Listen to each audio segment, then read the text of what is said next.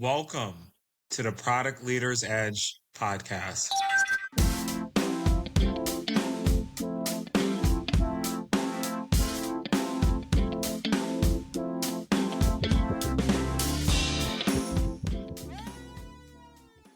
Hello, everyone. Thank you so much for listening to today's episode. I just wanted to highlight the Inside SoloStar newsletter on Substack. This is where you can get a written viewpoint of today's episode, as well as just a insider's look on my journey as a founder. So that's SoloStar, SOLOSTAR by kjg.substack.com. So that's SOLOSTAR by kjg.substack.com. Please subscribe today so that you will be notified first of all new episodes, and you'll also get a written view of the major points that were shared in each episode. Awesome. Let's jump into the episode now. Welcome back to the Product Leaders Edge podcast. I'm your host, KJ Green. I'm a lover of all things technology, AI, and cloud. But today we are joined by a very special guest who is one of my greatest friends from grad school. Today, we're joined by Miriam Odabe. She is the founder and principal consultant at Rethink Strategy. And Miriam helps startups and small to medium-sized businesses build stronger go-to-market systems that turn chaos into clarity. And today we are diving into how she's redefining go-to-market strategy for modern founders and what it really takes to scale with intention in 2025 and beyond. But before we jump in, let me allow Miriam to introduce herself to the audience. Hi, Miriam here. Thank you for inviting me to the podcast, KJ. Very gracious of you for describing me like you just did. Thank you. Again, Miriam here. I am the founder and principal consultant at Rethink Strategy, business growth and go-to-market strategy consultancy for startups and SMBs. Over the past 13 years of my life, my career highlight has been a combination of being an entrepreneur myself, starting businesses, working across the private sector, designing and executing various strategy, marketing, and business development strategies for companies across a wide range of industries, from tech to CPG to government, with some of my clients being Google. I've worked on brands such as Budweiser, and just so that I don't take a lot of your time. No, we love the introduction and love how your career has evolved into so many different spaces and worked across so many different organizations. Yeah.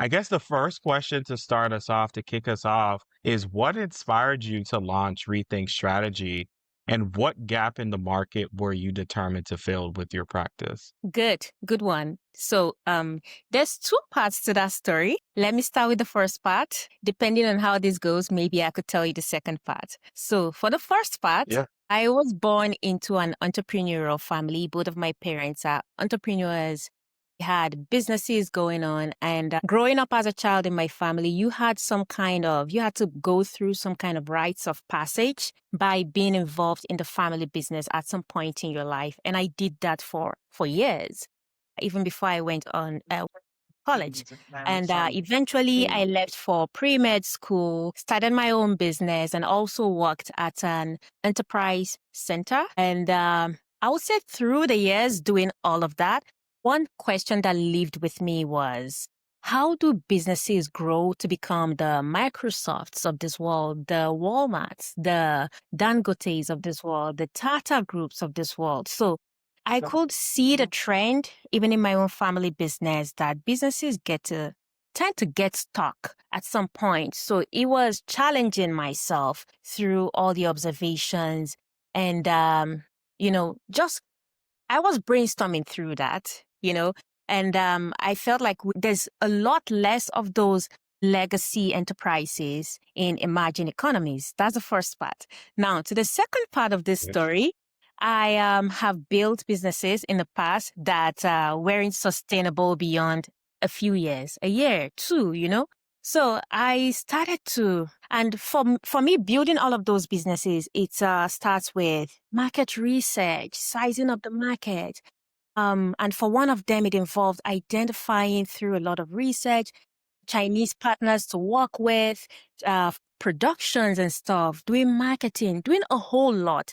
It can be an exciting but lonely journey where you're taking twice the time to get certain things done because you haven't walked past that. You haven't walked down that path in the past or before. And there's really no one who can say, oh, here's a roadmap to follow. So you're learning through mistakes and you're taking twice, three times the time to achieve a certain goal. And at some point, I'm like, okay, I think there are a lot of entrepreneurs who are building something beautiful, but it's taking them a longer time to get there. So how can I take that question from my past and then become that person for businesses who want to grow into the future, who want to build something that is sustainable, something where succession is the goal, and they grow into bigger companies in the past. And this is what gave birth to what we know as Rethink today. You said entrepreneurship is a rite of passage in your Yes. family. Yes. Do you think that you fulfill that quote unquote family obligation and rite of passage for the work you're doing today? Yes. Besides being part of the family business and contributing to building and continuing to build it, I am also fulfilling that by founding Rethink. I think entrepreneurship has always been in me. It's all that I have known from the moment I was born till today. So at every point in my life, I'm selling you something. I'm selling someone something. So I've always sold. So yes. That's awesome. That's awesome. So you talked about working across large organizations and now partnering with smaller organizations and startups, scale ups to get bigger. But what's like the key difference that you've noticed between a big brand for marketing there and for startup go to market strategy? And how does that influence how you advise founders? Okay. I would say the difference between big brand marketing and startup go-to-market strategy would have to be that for big brands, they have built the audience and customer base over the years of existing.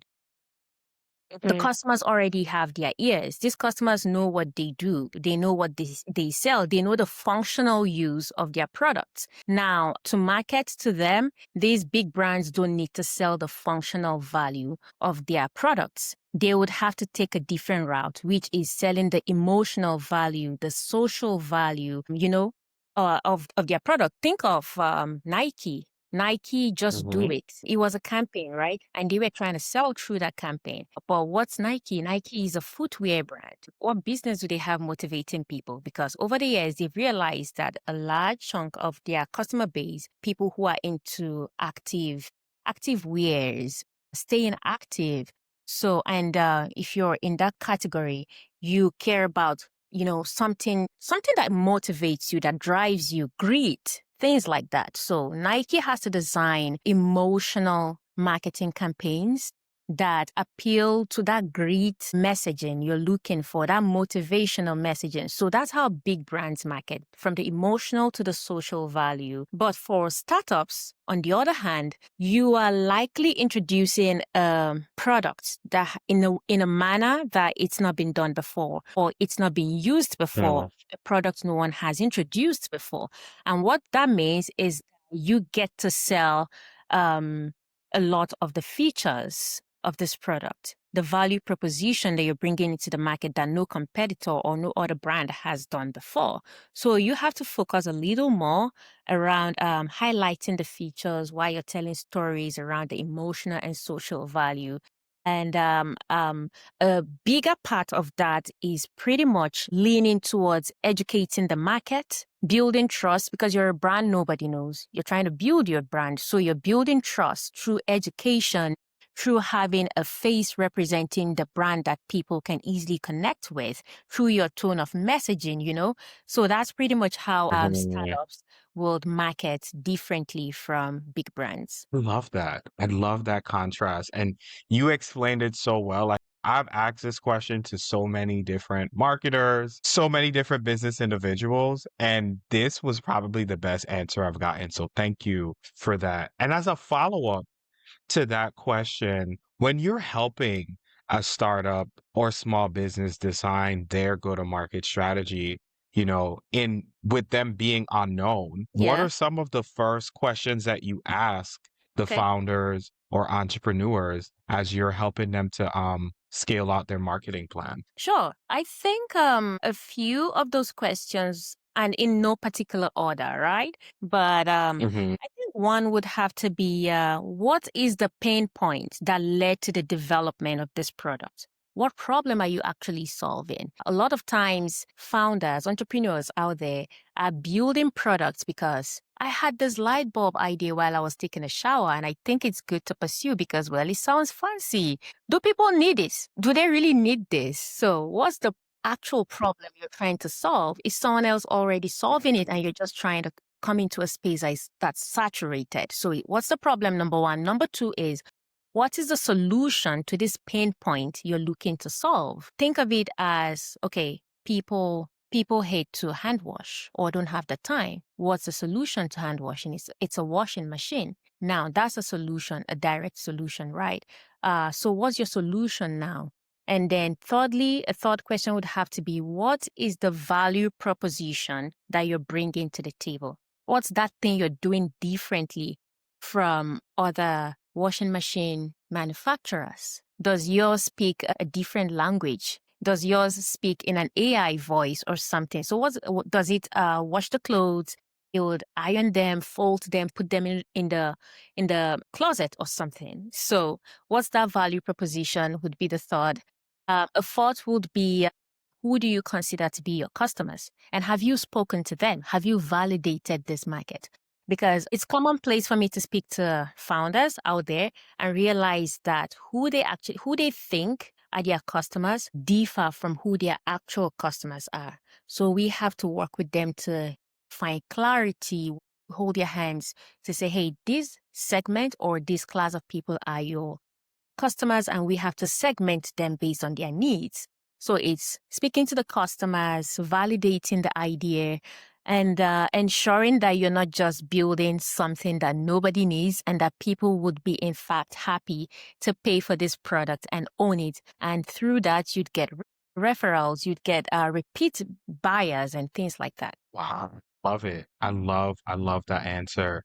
And I think it draws on the notion of product market fit. Because like you mentioned, you know, you're in your shower, you're driving in your car, this idea hits you, Yeah. but you're thinking it's good, but it may not be hitting on the fit for what the market needs. And that leads to my next question. What's the biggest gap that you've seen between product and marketing teams in early stage companies? And how do you close that gap with the work that you do? Okay. I would like to bust a myth with that Okay. question. And that's something a lot of product managers may not like to hear. Yeah. Product as product standalone is marketing. And if product is marketing, what does that make product managers? It makes them marketers. And I want to Wow. explain. Product managers in tech and startups are what brand managers are to CPG. And Mm. Okay. you know the 4 P's of marketing, right? What's Yep. the first P? Product. Product. Exactly. Product is rooted very deeply in marketing.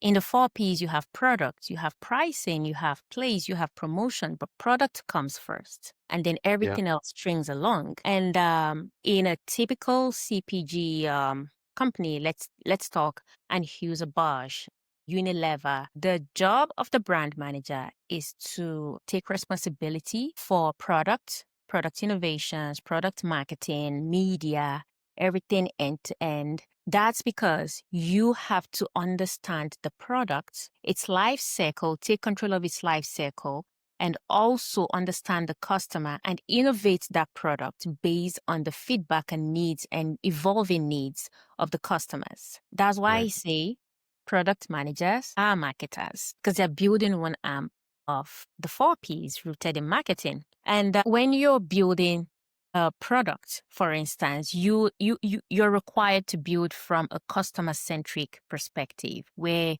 the customer's needs are evolving. You have to be in tune with that so you can creatively find a way to translate that into product innovation, into product strategy. Something I've noticed is that a lot of the marketers I have seen who have pivoted into product management roles have had the quickest success that I have seen anyone have in that role. And that's because they bring their experience in understanding the customer and translating that into execution into that role. So they hit the ground running. Alternatively, what I have seen, especially in the tech industry, is that a lot of product managers tend to have a computer science engineering degree. Right. Engineer is trained to build, build, build, build. And at the end of the day, you see a lot of products with additional features that nobody asked for. And that's because engineers build. They're building features on features on features. We don't need some of these Yep. features. No one asked for it. But then I don't blame them. Nobody The asked. perspective and the approach towards building. Sometimes it's not about building newer features on a product to innovate the product. Innovating a product or having a product strategy could easily be around maybe pricing, maybe a promotion or your distribution channel. Any other aspects of go-to-market is where you can innovate on to have your product strategy. So I think for me, in bridging that gap, I think what I'm trying to say is once product managers start to see themselves as marketing and not independent of marketing, that gap gets bridged. It becomes, oh, marketing is an extension of my team. We're working hand in hand. You are saying the words that a lot of product managers don't say or admit to. And this was one of the biggest fights that not fight, but one of the biggest struggles that I had with the organization that I worked with, Mm-hmm. where the problem we were trying to attract new customers, Yeah. customers who are already in our existing pipeline to use a particular product that we Yeah. had. And the pushback that I keep getting from product leadership was, what do we need to build Yes. in order for these customers? But it wasn't, we didn't need to do anything. We didn't need to build or add any features. We needed to redefine our strategy. We Mm-hmm. needed to have to market to the existing clients that we hoped to, changing behavior, because marketing is really to change consumer behavior and Mm-hmm. habits. Mm-hmm. And that's what we needed to do, Yes. and I got so much pushback with my recommendation that we just needed a new strategy, but they didn't want to hear it. Sometimes the And disconnect between having a yeah, sense of strategy and marketing and then the team being more technical and all they want to do is build, build, build, build, build. yeah, yeah. So that song attuned to my soul. Okay, so these questions kind of talk about the work that you're doing now and just like lessons that you've learned on Yeah. this journey of being a founder. Mm-hmm. And I guess like, is there any recent projects, and this could be projects that you are undergoing now to build the business, like build your inside business or, with external clients what's a recent project that captures what Rethink Strategy is all about? What captures the essence of what you do? Sure. I would like to talk about a current project while leaving out names. I think one would be we're currently helping a client that's entering a new market to gain clarity, to build their brand, and also with market entry strategies. Pretty much just holding their hands through the process, right? First, we Yeah. started with the clarity aspect of it. What is it exactly you want to do in this market? What do you want to achieve? So we conceptualized the goals, then did a lot of market research to understand what the market looked like, the customers, and also what the competitive activity in this space looks like. And based on that, we're able to come up with a strategic direction for the next 1 year on what needs to be done and how the client here needs to show up. So the client is coming into this market with a new product or a new brand with no branding whatsoever. done yet. So the first things have to be done, which is establishing a brand, building the brand voice, building the brand tone, building a logo, a brand colors, and also digital footprints. And then while doing that, also executing other aspects of the market entry steps, designing a customer acquisition strategy, and also channel and distribution for these clients. So it's going to be a long 1 year. And this kinds of wholesome projects is the kind of things we do at Rethink. And it doesn't have to be the whole 9 years in some cases. For these clients, it's because, well, it's a new market for them. They are new. There is no brand whatsoever. So we have to do a lot of building to get them going. But other things that we also do involves customer acquisition strategy building, channel and distribution strategy. Where would you sell at? Where would your product be seen by the customer? To market validation strategies and marketing and sales strategies. So for some clients, it's one aspect of this that they come to us for. And for some other clients, it's like the full suite. And for others, it's, hey, I'm expanding. We have been doing business in X region. We are looking to expand to Y region, which is closer to X. But we're being risk averse, and we are worried that this may not take off exactly how we anticipate. So it's working with them to streamline what their objectives are and then coming up with a strategy that executes. For some clients, they come to us with, oh, we just need the strategy. It's long term, right? We just need the strategy. The team would execute. And for some other clients is, hey, our team is lean, especially for startups where they need some kind of experience to come in and provide strategic directions, but they don't have the financial bandwidth to retain teams to get that done. So we could also act as their fractional team strategies to get that going. Well, I like that. I like that suite of services. I love that. That's awesome. So this next question here is, looking back on your experience, with working with global campaigns, Yeah. what did that teach you about scale and storytelling that startups often overlook? Sure. I think that would have to be selling the pain point and the results, not just the product or the feature. That's the one thing. Okay. Yeah, that's the one thing that I've learned from marketing for global brands. Think of it this way. People buy convenience. They buy less headaches. They buy, faster results, stability, confidence. This is what people buy. They are not buying that sleek product that has that new AI feature that you just added because it's sleek, it's technical. That's not what they are buying. And oftentimes, startups and small businesses tend to focus a lot of their attention on selling that feature that they have, that technicality. And I can understand for a lot of founders, founding teams, when you are engrossed in building something, you become obsessed with it. And then you forget that the next person has not shared in your vision of building, has not come down that journey with you. So they don't really understand this product as much as you do. So, but that's the disconnect that I see with startups, with founding teams and smaller businesses or mid businesses.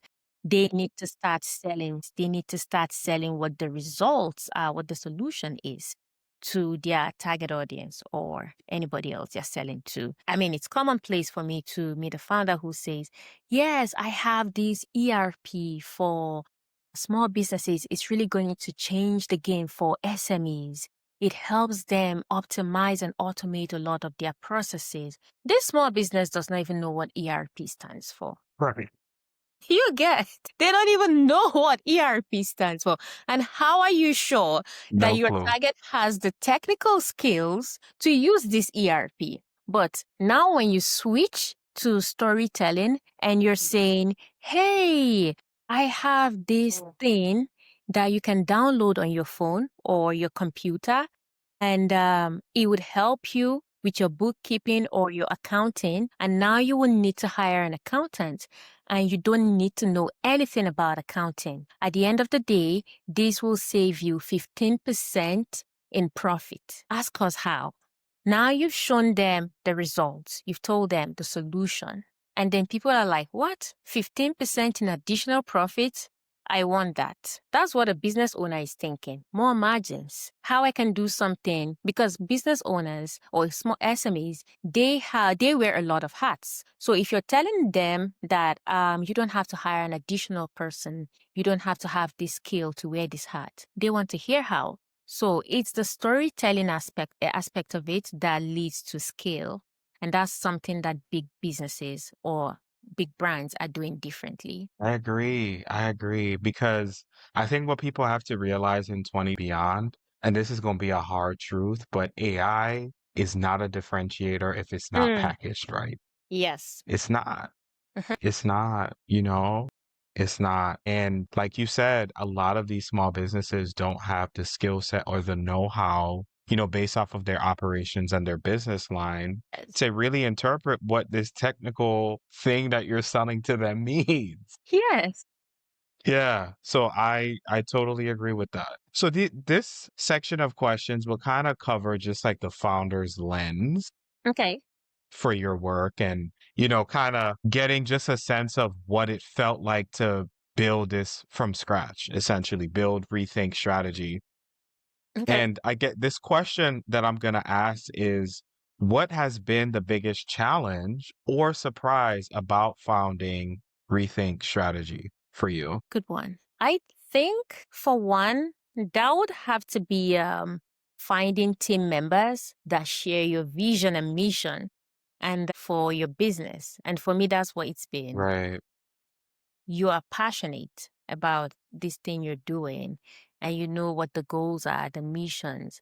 You can pretty much share it with people who want to come on board. But if that's not something that resonates with them, if that's not something that's on the same path as where they're going, and someone just pretty much takes the job, you're not going to be aligned. There will be a lot of misalignment because your paths Wow. don't align. So it's the struggle of finding people who align, who are willing to build with you, who are willing to dedicate as much passionate time to clients like you're already doing. That makes sense. And how do you balance being, a consultant, guiding strategy, but also as a founder and building the firm? Good one. I would say I have been able to wear my strategist hat in building or designing long-term strategies for Rethink. Currently, Rethink is following a 2-year roadmap. And even beyond the 2-year, there's the 1-year roadmap. And even the 1-year roadmap has been designed into chewable pieces where there is a 3 months, there is a 6 months, there's a 9 months, and there is a 12th month. So that chewable pieces that makes it easy to follow.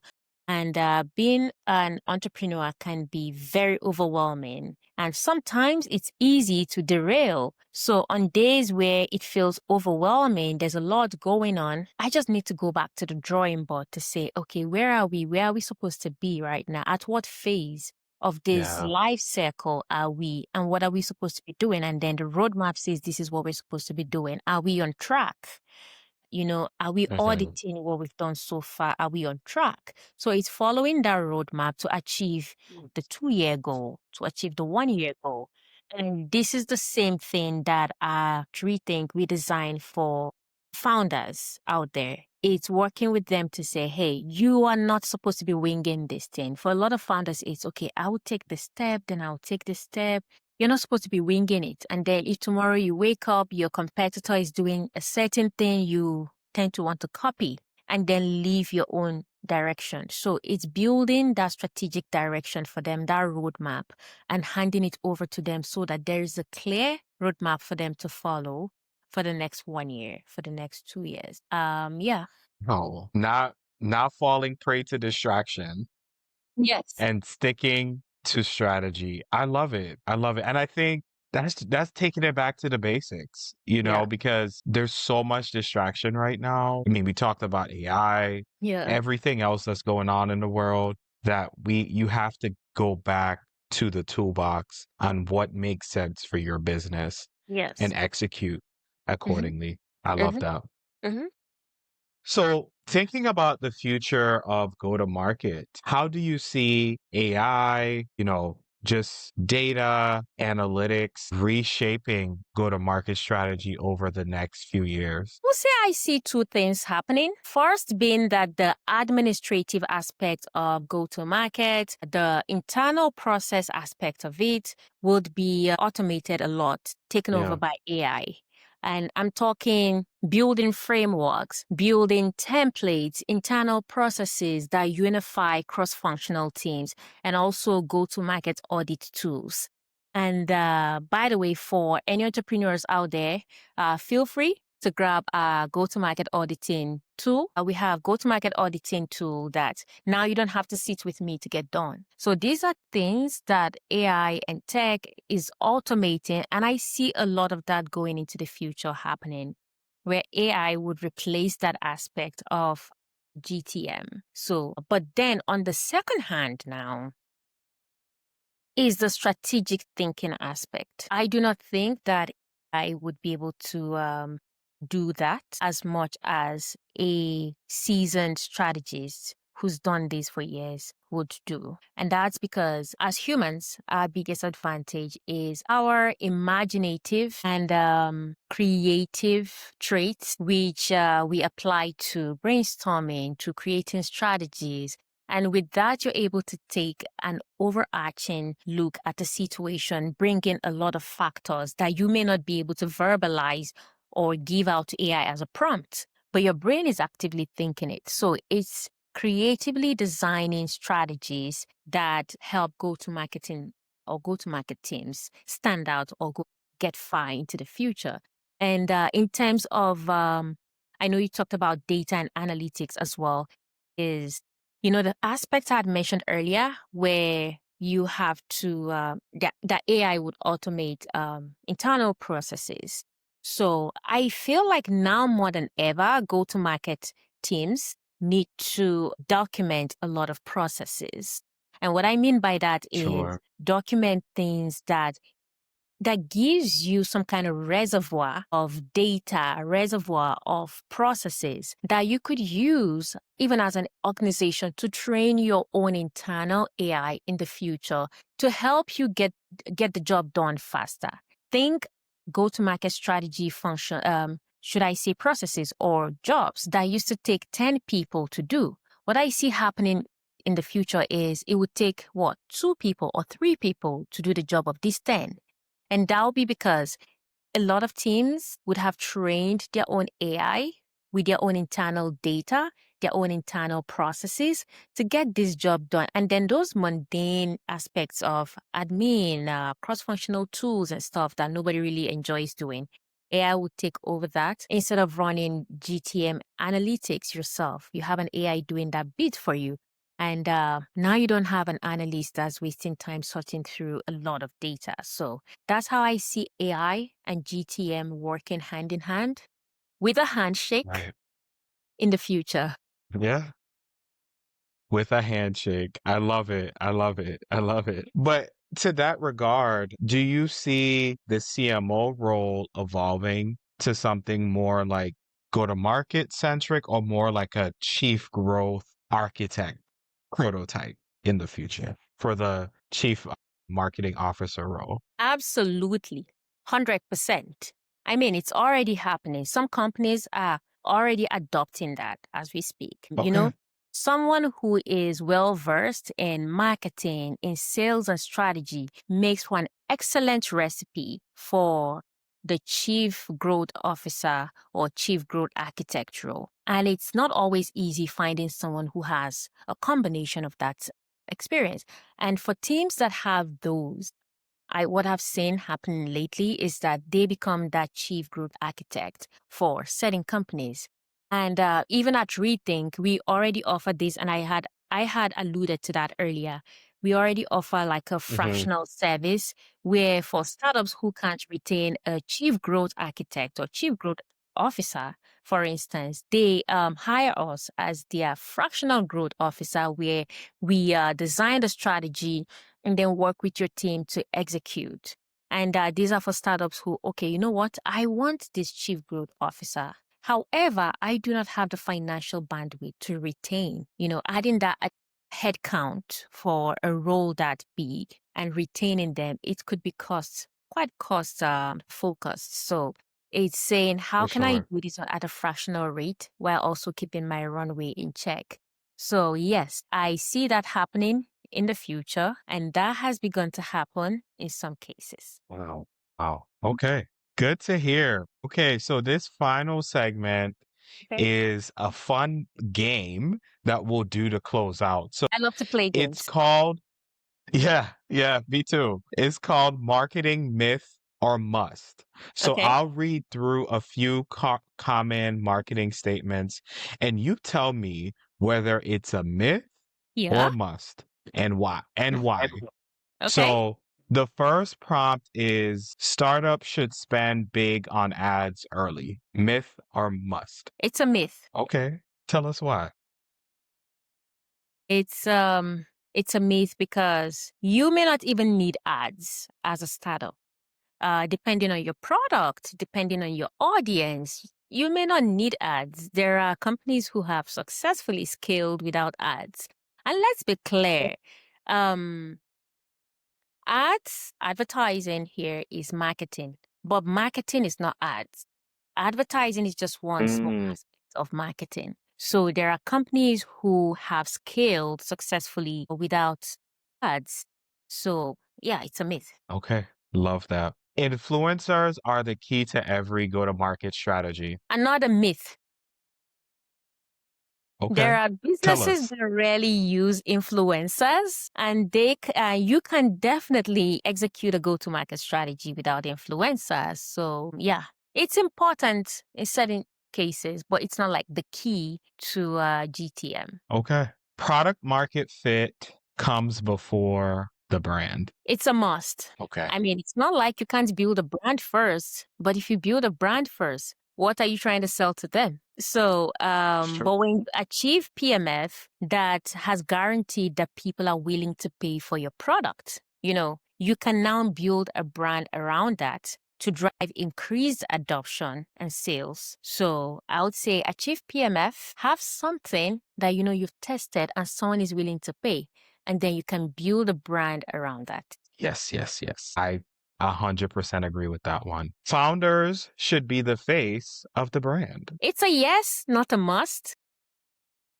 Okay. I would say it helps to build trust when you have a founder be the face of a brand because you're selling something new, a new brand nobody knows. So you need a face to connect. However, some brands have been, or companies have been built by faceless people and they have grown and thrived. Take, for instance, you have a lot of YouTube, Instagram, TikTok pages or businesses being run by faceless people. They are dishing out educational, entertaining content every day, and they have a massive following. Are people buying? Yes. So it's a yes, but not a must. Now it depends on what you're selling, who you're selling to. Okay.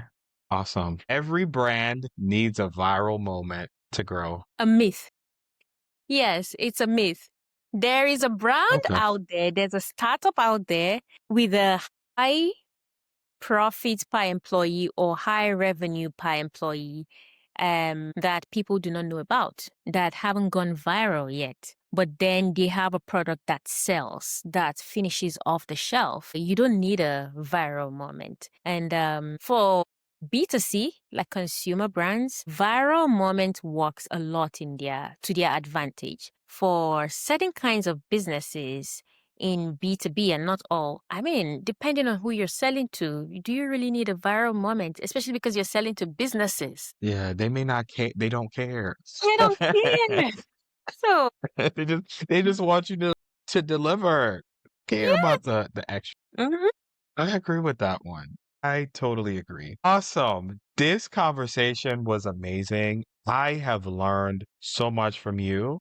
And I know the audience will benefit from all of the tips and all of the guidance and strategies that you shared with us today. And really, when I think of Rethink Strategy, your firm, I Yeah, feel like it isn't just a name, it's a mindset. it is. It's really where marketing and future go-to-market strategy is going. So thanks so much for just breaking down all of these systems for us.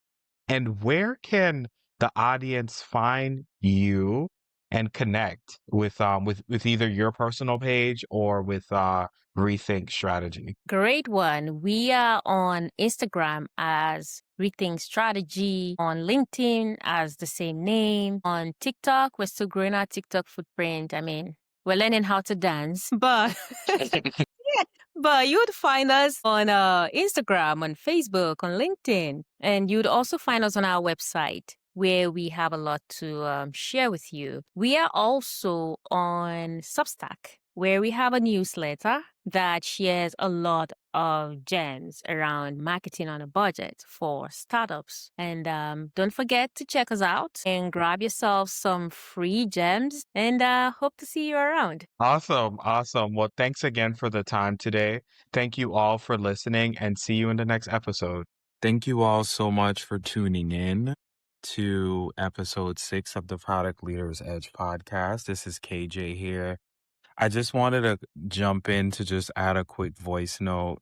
Really enjoyed this episode with Miriam. This is honestly my favorite episode thus far in the season because it wraps up our part 1 and part 2 of product market fit. And it just brings in the go-to-market strategy, which comes after you've identified product market fit. This podcast thus far has definitely grown to heights that I haven't expected. And I really thank you all so much. In just 90 days, we've had over 200 downloads, and we have representation of listeners from the United States, Japan, Sweden, Vietnam, Singapore, Iraq, Taiwan, Canada, Czech Republic, Germany, Spain, South Korea, Malaysia, Nigeria, the Netherlands, Russia, and my hometown, the U.S. Virgin Islands. Thank you all so much. Thank you to our global audience for your continued engagement and support. We have a lot more to come in the season. We are just getting started. We have a lot more to come, and I'm already planning out season 2. So this podcast has a lot to offer, and I really appreciate all the listeners thus far. Thank you all so much. Thank you for listening to the Product Leaders Edge podcast. If this episode gave you a new way to think about product leadership, share it with someone else who's building in the tech space today. You can follow my work on LinkedIn through my weekly series, Tech Tuesdays with KJ, and subscribe to the newsletter on Substack, which is Solostar by KJG.substack.com. And I'll link all of that into the show notes for you all. But let's continue to build at the intersection of product, cloud, and AI. Until next time, keep building.